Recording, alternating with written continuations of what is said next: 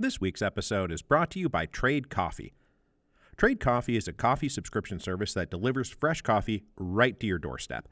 It makes an absolutely fantastic gift for the coffee lover in your life, or if you are the coffee lover in your life, it's a great gift to suggest to people who are looking to get you a present.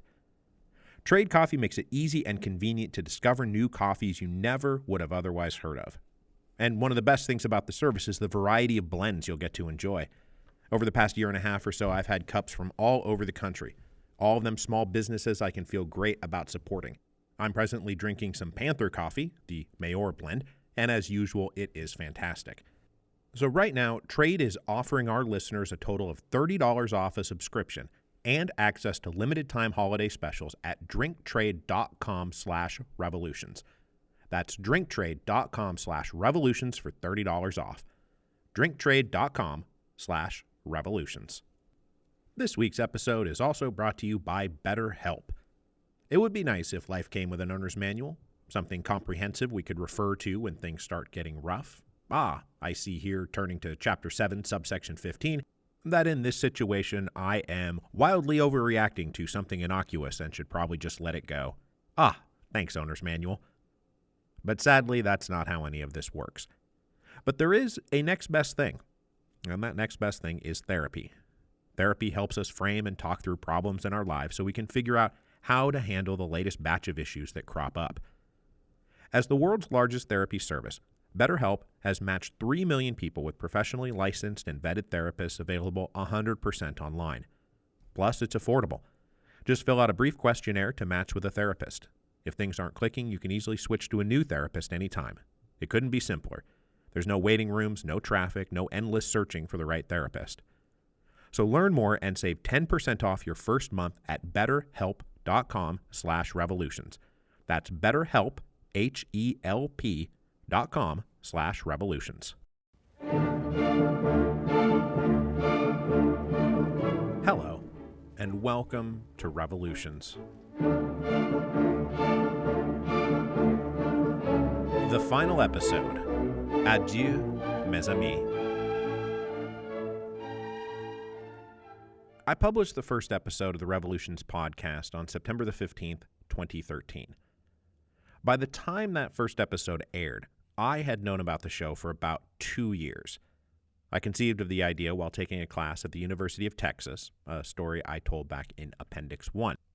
When I did my year of grad school at Texas State, I took a course on the Mexican Revolution my first semester because I already knew what I was going to do after I graduated.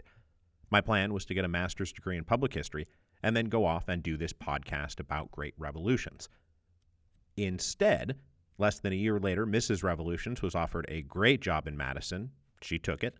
I dropped out of grad school, and we moved north in the spring of 2013.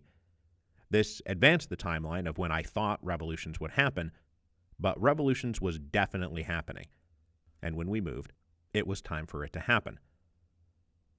Now, when we moved, we decided it would be okay for me to not go look for another day job.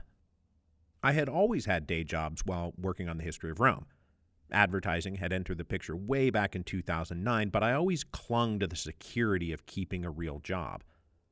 But when we moved from Austin to Madison, we decided that I should not go out applying for jobs, that instead I should take a crack at podcasting full time.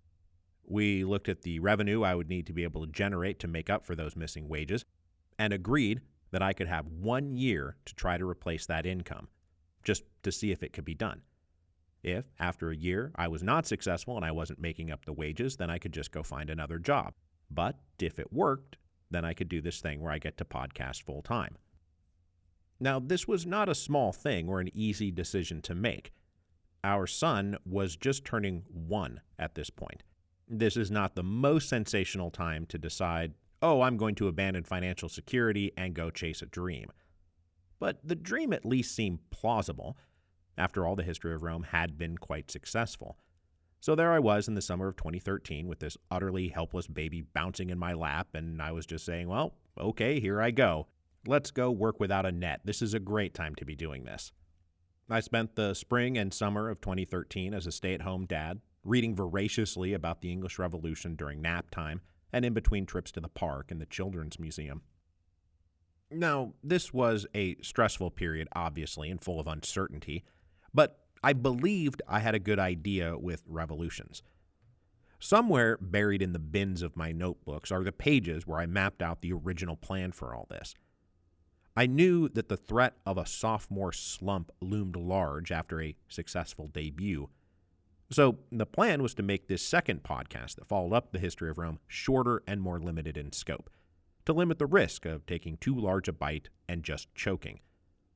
So, yes, it was all mapped out to 12 to 15 episodes on the English Revolution, then the American and French and Haitian revolutions, probably Simón Bolívar and Spanish America, definitely Mexico and Russia, probably Ireland, Cuba definitely, then Algeria and Iran. On the back of my envelope, it projected to be about 3.5 years of work. By the time it was done, I would have escaped being typecast as merely an ancient history guy, proven that I could do other periods competently, and after that, I could do whatever I wanted. But for sure, it was essential that I not follow up the history of Rome with something so epically gargantuan as the history of Rome. I did not want to spend 5 years working on the next podcast. So, sitting here, recording this final episode of Revolutions more than 9 years later, the following comparisons can be fruitfully made. The history of Rome wound up being 189 total episodes. Revolutions is winding up at 342. I have written and produced 342 episodes of Revolutions, including the episode you're listening to right now. That is 322 normal episodes plus 20 supplementals. Now, the history of Rome clocked in at roughly 74 total hours of material. That's just over 3 days. That is so much. Revolutions, we have now calculated, stands at 190 hours, which is nearly 8 full days. You could press play, come back a week later, and it would still be running. That's kind of crazy. Now, as for the word count, the final transcript of the history of Rome is about 685,000 words. The combined transcripts for Revolutions, which I should mention are offensively mismanaged even by my own dismal standards, total up to 1.5 million words. I have written 1.5 million words while doing the Revolutions podcast. So, do I regret having the initial plan break down so comprehensively? I absolutely do not. It's one of the greatest things that's ever happened to me. Some of those 1.5 million words and 190 hours of content in 342 episodes are some of the best and most rewarding work I have ever done in my life. Now, the initial plan, in fact, broke down almost immediately. After publishing episode 1.1 in September of 2013, I started getting frustrated at how many things I was compressing and skipping over to squeeze my account of the English Revolution into a mere 15 episodes. And looking back, I now know the first season could have easily been 50 episodes. That's how rich and dense and complicated it all is.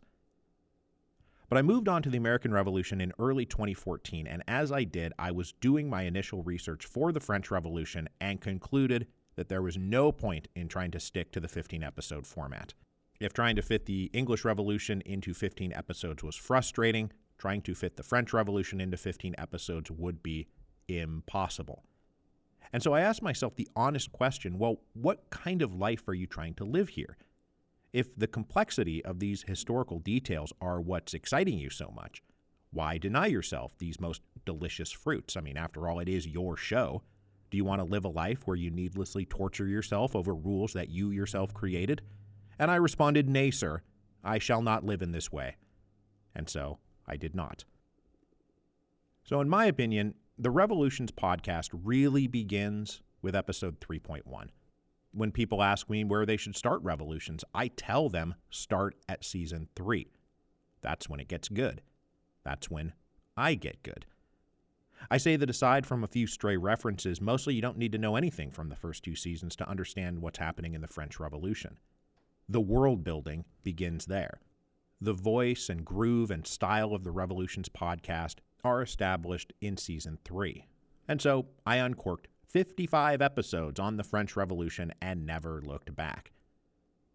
But now that it is time to look back, it's clear that if the Revolutions podcast really starts with episode 3.1, that it's ultimately about the long 19th century and the great revolutions that defined its trajectory.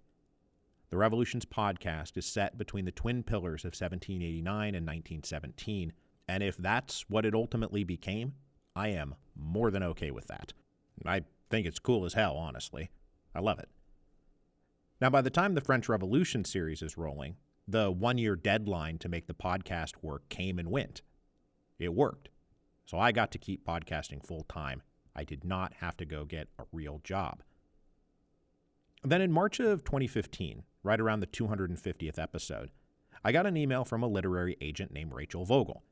Ever thought about writing a book, she asks. Oh boy, have I ever, I reply.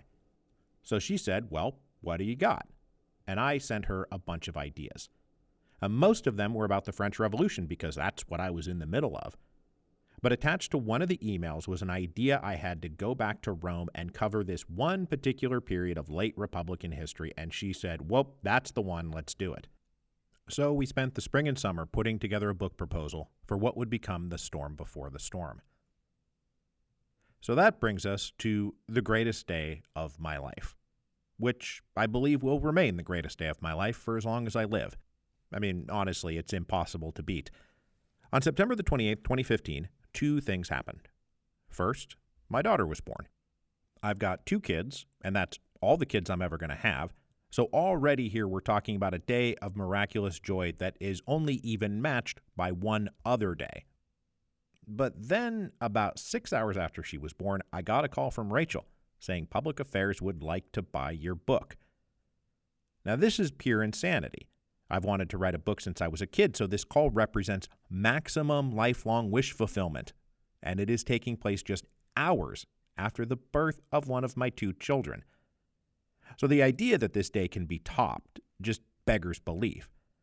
When else am I going to arrive at a day that tops the combo of A, the birth of one of my 2 children, and B, the sale of my first book, plus a third thing of equal measure to make it the greatest day of my life? This is not going to happen. It's like somebody topping Johnny Vandermeer's record of 2 consecutive no-hitters by throwing a third consecutive no-hitter. This is not going to happen. It's an odd thing to know that you've already lived the greatest day of your life, but man, what a day that was. Now, after she was born, I took 8 weeks paternity leave and then dropped the first episode of the Haitian Revolution in December of 2015. Now, I've said this many times in many places, but Haiti was a story that transformed me. It transformed my worldview. When it comes especially to my understanding of European and Atlantic history, my life has strong before the Haitian Revolution and after the Haitian Revolution vibes. Very early, I was reading about the big whites of Saint-Domingue, these large estate owners and major merchants of the colony, and I was like, oh, I see. John Hancock and George Washington are big whites, aren't they? Oh, yes, they are. But writing about events in Haiti, which were so intimately connected to events in both Europe and the Americas, is when I truly recognized the vast interconnectivity of all these revolutionary events. These revolutions I was writing about were not discrete national events, but instead one big event with several different theaters. Writing about Haiti is when I finally saw the one big revolution sloshing back and forth across the Atlantic in the late 18th and early 19th centuries. I am all on board with the Great Atlantic Revolution. The Haitian Revolution is also the work I'm most proud of. White Europeans wrote the Haitian Revolution out of our history practically the moment after it happened. People just didn't talk about it, they didn't teach it. By the 20th century, it wasn't even an active act of omission, but simply one generation of scholars passing down this massive blind spot they had been told wasn't really important or worth talking about down to the next generation of scholars. But by the mid to late 20th century, this blind spot was being revealed, and historians of Haiti and the Caribbean have been pushing the Haitian Revolution back to where it belongs in our shared historical consciousness, as practically the only revolution worthy of the name. And this process is still very much unfolding, but I can report that way more people talk about the Haitian Revolution now than when I was making these episodes back in 2015 and 2016. Now, I am not here to take credit for that. Other people are far more responsible for this than I am, but to whatever small degree I have contributed to raising a bit of awareness about the Haitian Revolution, well, I count that amongst my proudest achievements. Now, by the time the last episode of the Haitian Revolution aired, we have entered the year of our Lord 2016 with all that comes with it. In addition to writing the podcast, I was hard at work on this book about the disintegration of a centuries-old republic and was not thrilled by current events. There was this running joke on Twitter where the latest piece of insane political news would break and people would write to me and say, "Mike, you got to write that book faster, man." And I would say, "I'm writing the book as fast as I can." I meant for the storm before the storm to be vaguely prescient. That's the vibe I was going for. I was not happy at all that the book stood in danger of being overtaken by events. But in December of 2016, I turned in the manuscript and held my breath, hoping it wouldn't be totally obsolete by the time it finally hit the shelves. Now, throughout 2016, I was also doing Spanish-American independence, which finally ended with Simón Bolívar dying in February of 2017. The end of that season marks the end of what I've come to think of as Part 1 of the Revolutions podcast. Part 1 covers the first 5 series, with the English Revolution serving as a little prequel, thematically foreshadowing what's to come. But the American Revolution, the French Revolution, the Haitian Revolution, and Spanish-American independence, these are all constituent parts of what's been dubbed the Age of Revolution, or the Great Democratic Revolution, or the Atlantic Revolution. This 50-year period of political upheaval after the end of the 7 Years' War, driven by new ideas and new technologies and new classes of people that redefine the nature of political power, legitimacy, and sovereignty. This Great Democratic Revolution is tied directly to the political question that we've been talking about for all this time, where a combination of ancient and modern political virtues churned up in the Renaissance and the Enlightenment were given real political force. Liberal institutions like constitutions and bills of rights and participatory political assemblies. We have great ideals like liberty and equality. This is when republicans challenge kings. Popular sovereignty challenges divine right. Subjects become citizens. Colonies become independent states. This period is also linked to liberalism and the rise of capitalism, the transformation of social systems and economic systems to produce bourgeois democracies, the rule of parliamentary systems controlled by the capital-owning class. All of it produced the institutions and values necessary to build the modern world, to build a world better and freer than the world that came before us. But if that's all that was ever needed, then there wouldn't have been anything left to say. But there was a lot left to say, because we know it's not that easy or clear-cut. And while this revolutionary period from the 1760s to the 1820s produced good answers to the political question, it also paved the way for a society left with an even bigger question, the social question. And so Part 1 gives way to Part 2, when revolutionary energy passes from liberals to socialists. The two groups were ultimately born of the same parents, liberty and equality. It's just that liberals came to believe that with the political question answered, liberty and equality had been achieved. But socialists looked around and say, how can liberty and equality exist in a world of such tortuously destructive inequality? It's a good question to ask. So Part 2 mostly gets going with the revolutions of 1848, which are simultaneously liberal political revolutions against archaic medieval empires, but also the first time we see organized socialists and anarchists challenging the nature of capitalism and the social order. The 19th century was born of a massive cataclysmic, all-encompassing war, which gave way to a life of iron and steel and coal. The rest of the long 19th century is battles over land and mines and factories and railroads and docks. It's no longer just about taxes and parliaments. It's about the meaning of human dignity in societies rapidly transformed by the Industrial Revolution. And people have often asked me how revolutions has changed my own beliefs. And one thing I'll definitely say is that everything I've covered since 1848 has helped me emerge from a narrow-minded and parochial liberalism that was focused exclusively on the political question. I figured as long as there was a strong constitutional order, a Bill of Rights, the rule of law, independent courts, and citizen participation in the crafting of legislation, that was freedom. We now have a free society. And after that, you just kind of let things run their course. And don't get me wrong, I always thought there needed to be rules and regulations and like environmental protections. But beyond that, success or failure, rising or falling, this came down to the hard work and talents and efforts of each of us as individuals. But as I said, I now see this as narrow-minded parochial liberalism. And when I look at history and I look at current events, I just don't feel like that's enough anymore. I care deeply about these revolutionary concepts of liberty and equality. That hasn't changed at all. That's been the same throughout. But I now recognize that political rights are only the skeleton, necessary but not sufficient for a healthy body politique. We need some meat on those bones. And I think that by 1848 I was coming to not just understand that, but believe it. Series 6 on the Revolution of 1830 sits on the dividing line between Part 1 and Part 2 of the podcast. It's very clearly a liberal political revolution, but it also serves as a prelude to the revolutions of 1848 and everything that comes after. But mostly what the Revolution of 1830 means to me is that it's when the Lafayette book snapped into place. Lafayette had been all over the American Revolution and the French Revolution, and had become a living symbol of the Great Democratic Revolution. But when I got into 1830, I was shocked how big of a part Lafayette played. And then, as I was doing those bonus episodes on the Carbonari of the early 1820s and then the June Rebellion of 1832, I found his name popping up over and over again. So I felt like I needed to do something to mark his death in 1834.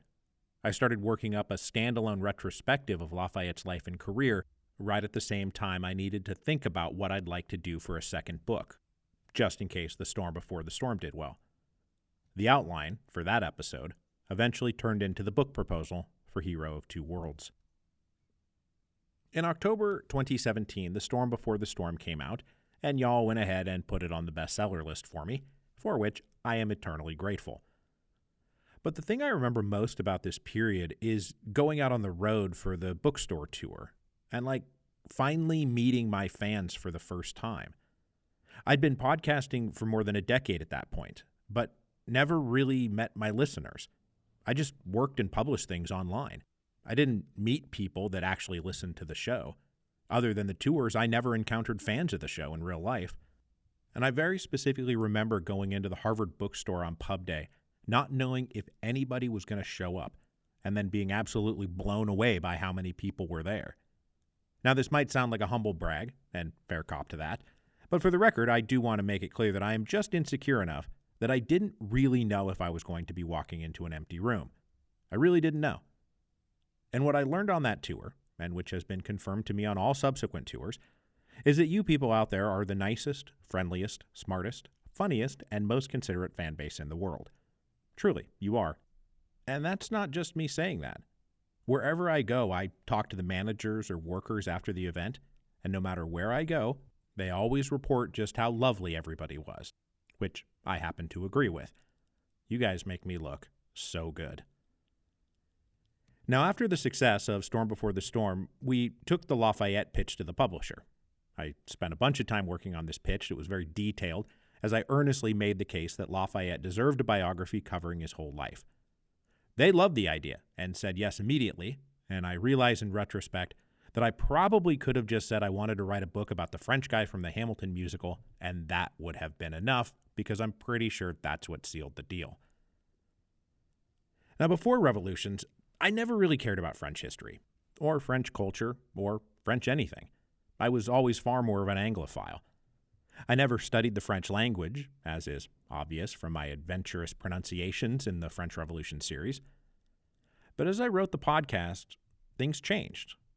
I started getting really into French history, really into it. So much so that, among other things, the Revolutions podcast is also Mike's General History of Modern France. By the time the Lafayette book was getting approved, I was working on the series that covered the Second Empire and the Third Republic and the Paris Commune, and had left no French Revolution unturned. With this new mindset, and with an eye towards writing a book about Lafayette, I had been aggressively studying the French language for about a year, and was getting pretty good at it.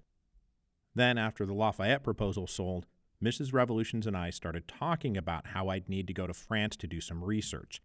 Over a series of conversations, this turned very quickly from let's spend a summer in Paris, to let's sell everything and move to Paris, thus completing my heel turn to full-blown Francophile, to which I can only say, allez les bleus. We moved to Paris in July 2018, and after a few months getting settled, I launched the series on the Mexican Revolution. As I noted at the time, it was very weird to move to Paris and then immediately start writing about events in Mexico, but I did find a bunch of really cool books on the Mexican Revolution at Centre Pompidou. So I spent months in the heart of Paris writing about Pancho Villa and Emiliano Zapata. Thanks to the course I had taken at Texas State all those years ago, it was probably the revolution I knew the most about going into the show, along with, of course, the American and Russian revolutions. Now, a big unanswered question is, when did I decide Russia would be the last series? I had, after all, started out aiming to do 20th century revolutions like Cuba and Iran. But by the time I got to Russia, I was saying, this is it. I'm done. I'm stopping here. So when did I make this decision? Why did I make this decision? And the honest answer is, I don't know. And I don't really remember. My best guess is that by the time we got to France and I was working on the Mexican Revolution, I could tell that the hours were getting shorter.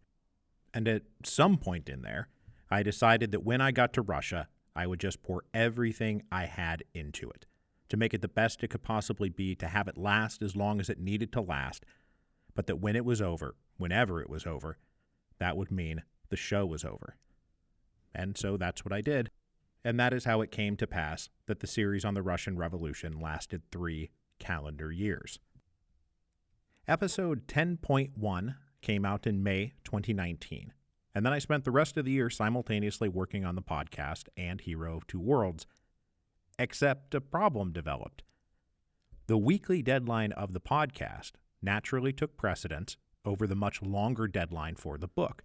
Whatever podcast episode I happened to be working on was due right now this week, while the manuscript wasn't due to be handed in until late 2020. This meant that when push came to shove, the book is always what got pushed and shoved. So by the end of 2019, I was like, rut-row, I am failing to do 2 things at once here.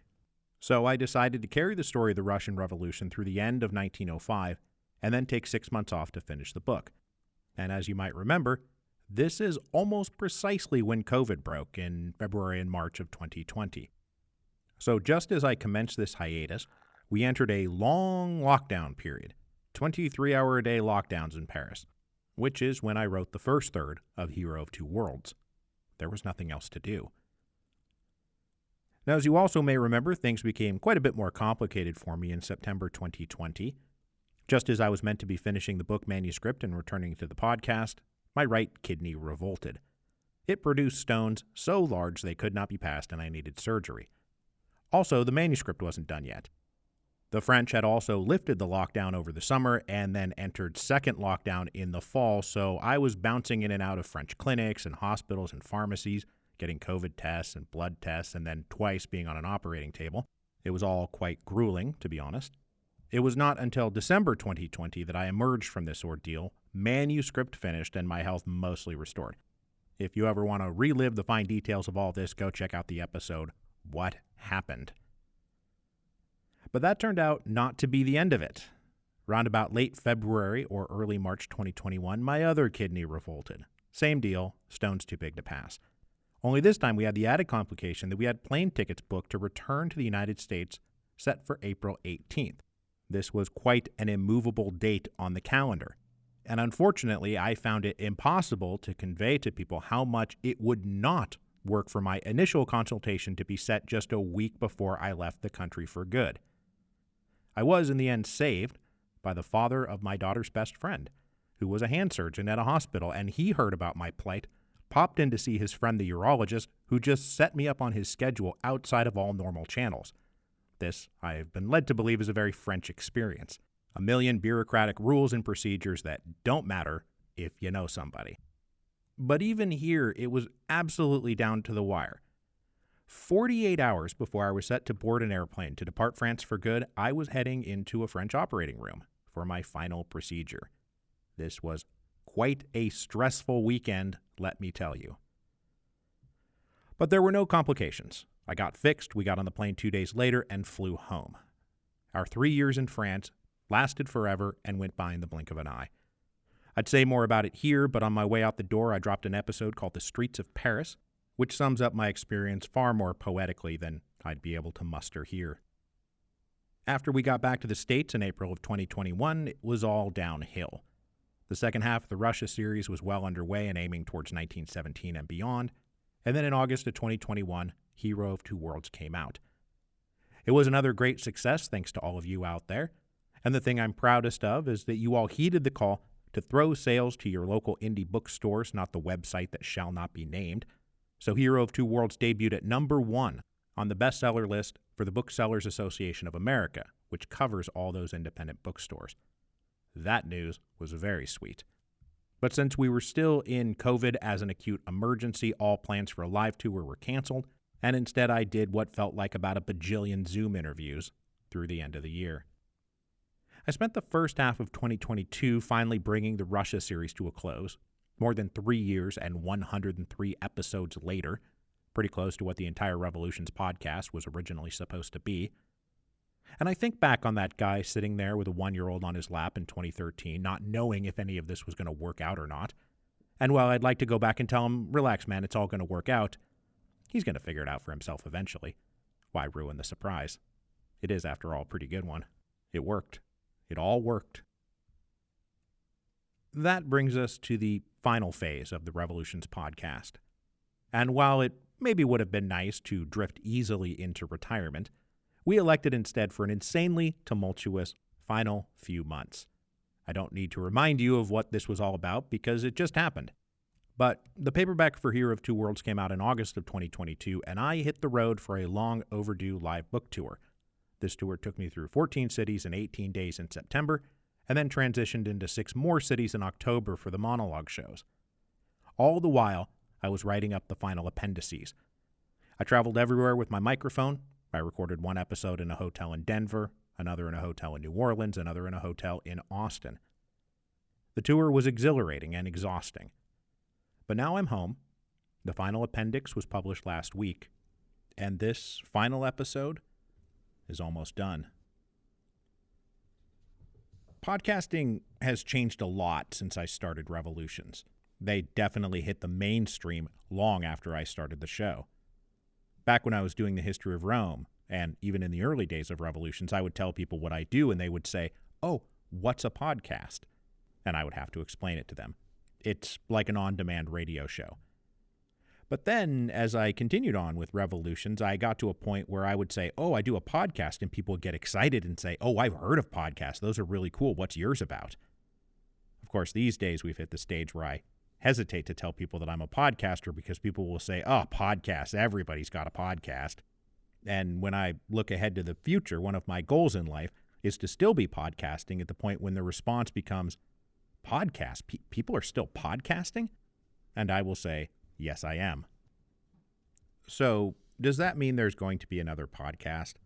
Well, yes, of course there's going to be another podcast. Over the course of my many travels and many conversations, there is one topic that far outstrips all the others. That is the question of, what am I going to do next? Mike, what are you going to do next? Please tell us what the next podcast is going to be. And I've always laughed and said, yes, there's going to be another podcast, but no, I'm not telling you what it's going to be. I'm keeping that a secret. Well, the time for keeping secrets is over. It's time to tell you what I'm going to be up to next, because it is in fact all lined up. For a while now, the great writer, historian, and presidential biographer Alexis Coe and I have had a little mutual appreciation society thing going. A few months ago, she asked what I was doing after Revolutions, and I said I had some notions, but nothing seemed to be fitting exactly right.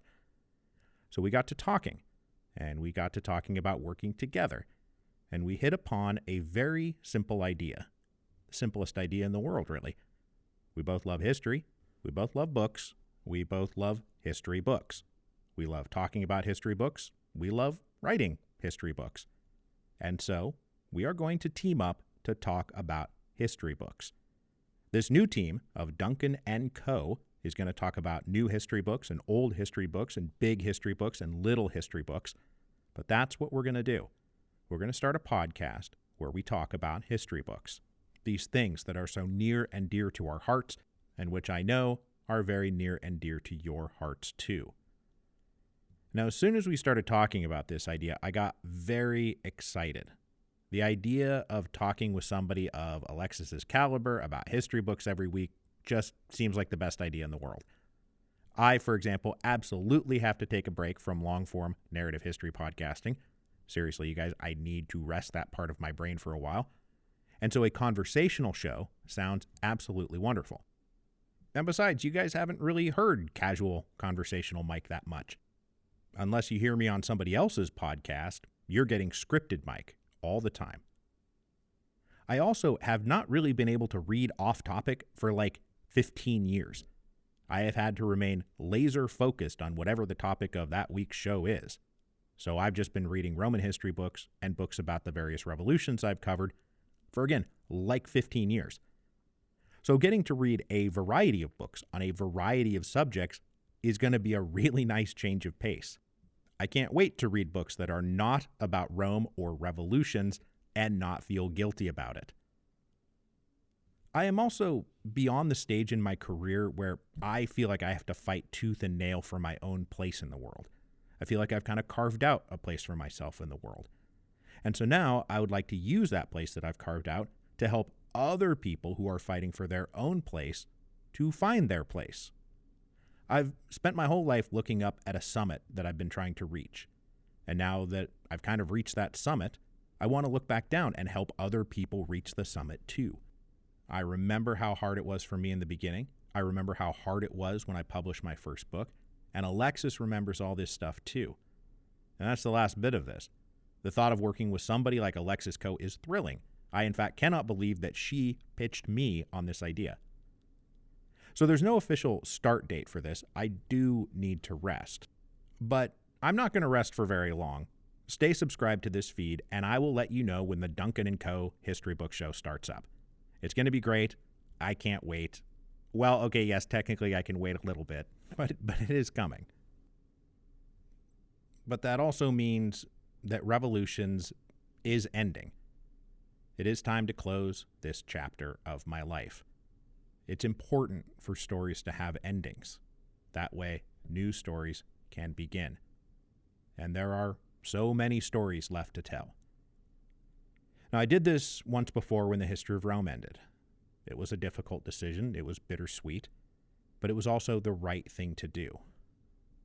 And just as I did with the history of Rome, I'm going to drop a little donation link into the show notes for this episode.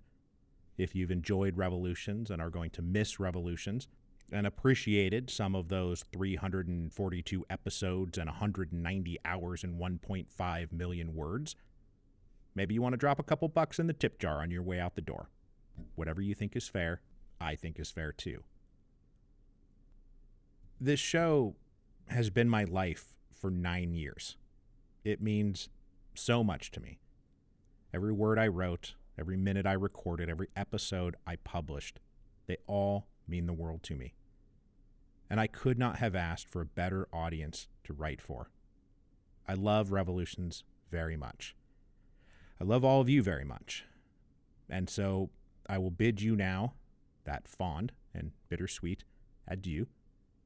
But I promise that we'll see each other on the other side.